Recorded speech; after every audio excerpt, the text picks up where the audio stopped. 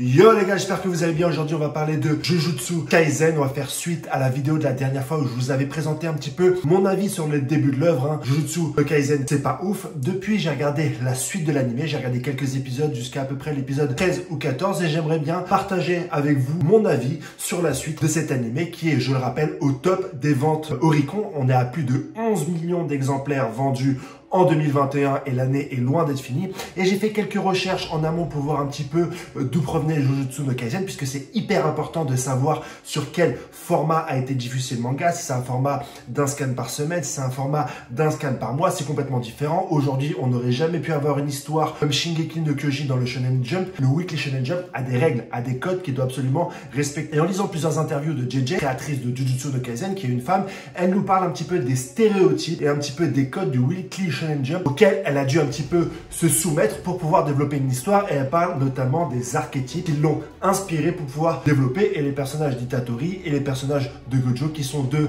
archétypes un petit peu communs du Weekly Shonen Jump et de tous les shonen qu'on a pu lire, Naruto, One Piece, Bleach, Hunter x Hunter et bien d'autres. Et moi, ce sont les principaux points qui m'ont gêné, mais j'ai voulu suivre un petit peu l'œuvre, un petit peu aller au-delà de mes préjugés, sortir de ma zone de confort pour voir un petit peu ce qu'avait le manga à nous proposer et pourquoi il avait une popularité aussi grandissante un petit peu dans l'horizon des mangas qui nous sont proposés. Et j'ai été étonnamment surpris, je ne vais pas faire de suspense plus longtemps que ça, par l'arc Junpei qui commence donc sur le meurtre de 3 adolescents au cinéma et qui finit par le combat entre Mahito, Itadori et Nanami.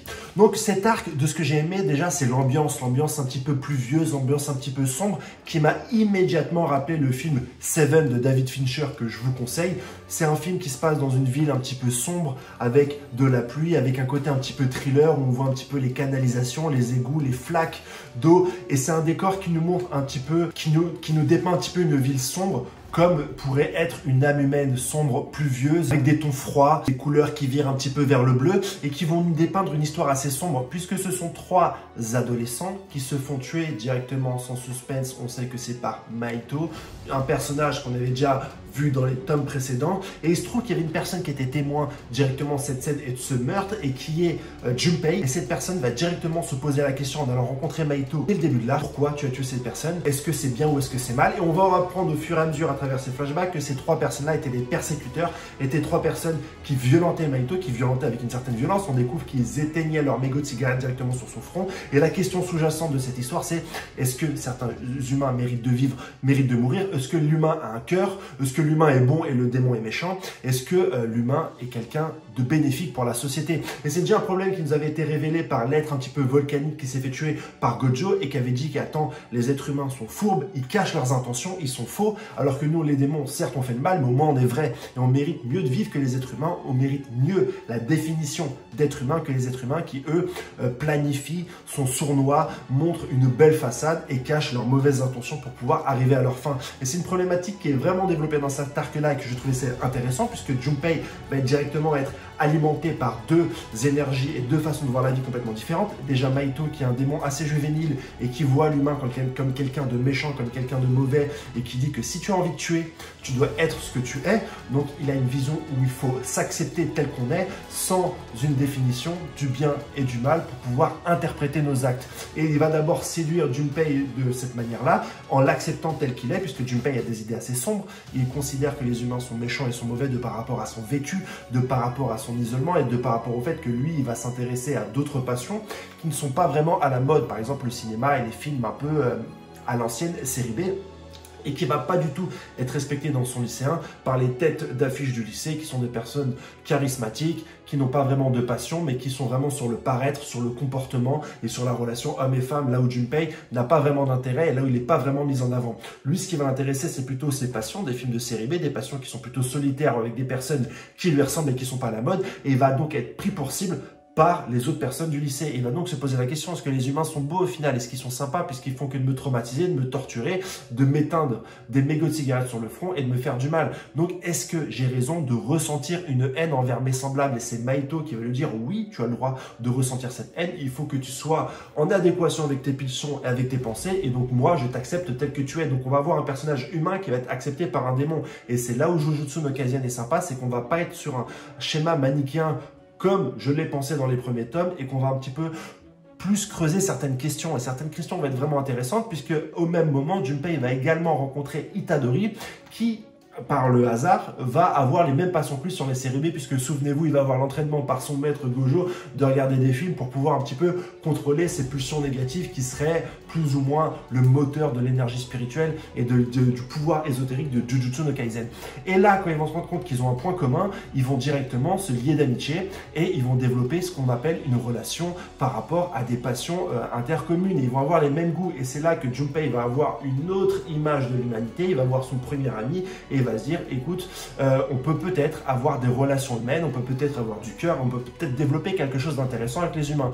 Et toute la question de l'arc, ce ne sera pas de l'affrontement physique entre Mahito et Itadori, mais savoir lequel va pouvoir influencer Junpei. Et utiliser l'influence plutôt que le combat dans un manga, j'ai trouvé ça vraiment bien et ça m'a vraiment hypé sur la suite de la série. Je me dis, ok, cool, on va avoir un manga qui va développer non seulement des idées qui seront hors du bien et du mal, mais en plus, on va pas avoir des confrontations directes, mais des confrontations indirectes où les personnages vont pouvoir influencer par leurs idéaux directement une tierce personne pour pouvoir s'affronter au niveau des idées. Et ça va être super intéressant. Le personnage de Junpei, malheureusement, et moi je suis dégoûté, il va choisir un petit peu le côté de Mahito suite au meurtre de sa mère et il va directement se confronter à Itadori qui va lui présenter une première porte de sortie en lui disant, écoute, tu vas venir directement dans notre école d'exorciste et on va te trouver une voie pour pouvoir canaliser cette énergie négative, parce que l'énergie négative est directement le moteur des exorcistes, et comme lui il est empli d'énergie négative, s'il le dirige vers une bonne direction, ça va très certainement devenir un personnage puissant. Mais Mahito passe par là, le touche et directement le transforme en monstre, ce qui me rappelle un petit peu dans Full Metal Alchemist. Il y a un humain, je ne me rappelle plus exactement du personnage, qui est attaché à un militaire et qui se transforme comme ça en espèce de chien avec des cheveux longs et qui supplie « aide-moi, aide-moi » suite à sa transformation. Et là, on voit qu'on a également une chose similaire. Il va te demander à Itadori de l'aide. Itadori va se retourner vers Sukuna et Sukuna et Mahito vont rigoler tels deux démons que c'est. Ils vont rigoler de la souffrance de l'âme humaine. Et là, on a vraiment deux personnages qui sont complètement méchants. Et dans l'interview de JJ, elle dit directement que moi, quand je dessine des méchants, c'est une femme, hein, JJ, je dessine des méchants jusqu'au bout. Il n'y aura pas de happy end, il n'y aura pas de résolution comme dans Naruto où le méchant va dire non mais en fait moi j'étais quelqu'un de gentil mais il m'est arrivé tellement de galères que vas-y j'ai sombré vers le mauvais côté, comme Pain, comme pas mal de personnages de Naruto. Là non, elle va directement assumer, elle va dire moi j'écris des personnages méchants et ils sont hyper machiavéliques. Et Mahito a un machiavélisme un peu enfantin que je trouve super intéressant, c'est qu'il est en train de découvrir ses pouvoirs. On sait que c'est un fléau qui est assez récent, il se mange un putain de coup de pression par Sukuna qui est lui qui est un démon à l'ancienne et qui lui dit dégage de là quand elle essaye un petit peu de toucher son âme. Et lui c'est vraiment quelqu'un qui est en train de découvrir son pouvoir et qui, je pense, dans les prochaines arcs, va devenir hyper intéressant et va devenir hyper machiavélique. Il a une relation aussi assez bizarre avec l'autre, je crois que c'est Gato. Moi, je pensais que Gato était sous les ordres de Mahito, mais là, on a l'air de voir que ça n'est pas vraiment lié, qu'il n'y a pas vraiment une hiérarchie entre ces différents fléaux qui se rencontrent entre eux. On verra directement par la suite ce qu'il en est, mais pour l'instant, on en est là. Un des autres personnages que j'ai vraiment aussi kiffé dans ce putain de manga, c'est Nanami. Et là, JJ le dit également dans ses interviews, c'est un personnage qu'elle a créé de toutes pièces. Ce personnage de salaryman qui a une carrière dans le salaryman et qui aujourd'hui décide de plutôt aller vers un pouvoir ésotérique, c'est quelque chose de complètement nouveau qu'on n'avait pas l'habitude de voir. Et je suis super impressionné par le détail de ce personnage-là, qui va quand même garder son esprit de salaryman et qui va avoir une idéologie un petit peu technique et orientée sur les chiffres par rapport à ces techniques de combat, et qui va surtout ne présenter aucun sentiment. C'est quelqu'un de très cartésien. Et ça ressemble vraiment aux gens d'entreprise où tu mets vraiment tes sentiments de côté et tu te contentes d'avoir une relation cartésienne directement avec tes collègues, tes employés, tes N+1 ou tes N-1. Et c'est directement ce personnage de Nanami qui est incorporé avec les codes des salaryman dans le manga et dans cet esprit shonen chevaleresque qu'on doit s'entraider, que je trouve hyper marrant et que je trouve super bien développé. Et JJ dit exactement la même chose. Elle dit que c'est son personnage préféré parce que c'est un personnage qu'elle a pu vraiment créer sans directement rentrer dans l'école des codes du Shonen Jump. Donc, je suis quand même d'accord que le début de l'histoire de Jujutsu no Kaisen n'est pas hyper cool, n'est pas hyper extravagant, n'est pas hyper imaginatif. Enfin, le personnage d'Itadori me rappelle vraiment Naruto. Le fait est qu'il est gobé, certes à travers un doigt, un démon surpuissant qui me fait rappeler Kyuubi. Le développement de Goto, le comportement de Gojo avec son pouvoir, le pouvoir de l'infini, j'ai trouvé overcheaté alors qu'on n'a même pas commencé à développer les pouvoirs de Jujutsu no Kaisen. On nous présente directement un personnage qui a un pouvoir hyper cheaté basé sur l'infini. Et je trouve que les explications de l'auteur au au niveau du pouvoir ésotérique sont un peu fouillis. Dans le manga, on a 3 pages supplémentaires pour nous présenter un petit peu le pouvoir de Gojo. Et ça, je trouve que si tu n'as pas réussi dans ton manga à expliquer ton pouvoir directement de manière ou implicite ou explicite dans ton manga et tu es obligé de revenir dessus sur le détail pour nous expliquer à quel point c'est fort, c'est que tu n'as pas réussi à nous faire comprendre les tenants et les aboutissants de ton pouvoir ésotérique. Donc sur ce côté-là, je trouve que c'est pas encore assez bien développé et qu'on essaye de faire beaucoup trop de choses avec pas assez d'éléments. Et on sent qu'elle est vraiment inspirée par Togashi et qu'elle essaye de faire un pouvoir ésotérique assez intéressant, complètement dantesque et qui va susciter notre intérêt. Mais c'est là où l'auteur s'est un petit peu voilé la face et a dessiné un petit peu un pouvoir ésotérique qui correspond qui peut pas être aussi développé à ce niveau de l'histoire. Et c'est quand elle rentre vraiment dans le détail à ce niveau-là, au niveau des pouvoirs, que je trouve qu'elle perd pas mal de force par rapport aux œuvres mythiques et géniales que sont Naruto, Bleach, Hunter x Hunter, etc. Qu'on réussit tout le long de l'histoire à nous présenter un pouvoir ésotérique important, cohérent et intéressant pour l'histoire et pour les combats.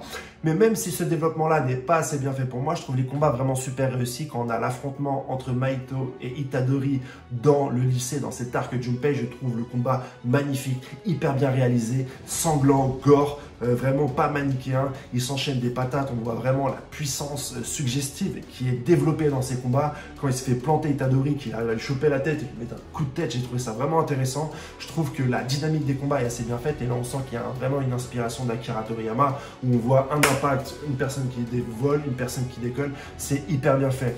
Donc voilà un petit peu mon analyse et tout ce que je peux dire sur cette saison de Jujutsu no Kaisen que je trouve hyper intéressant. Le début, je le dis, c'est pas vraiment ce qui m'intéresse le plus. Quand on parle même du tournoi, encore un tournoi si tôt dans un shonen, c'est hyper faible. On n'a même pas encore découvert vraiment les personnages et qu'on nous présente déjà d'autres personnages. Même si j'adore le personnage de Todo, qui va sûrement être développé par la suite, puisque je vois quelques images de l'épisode 19, etc.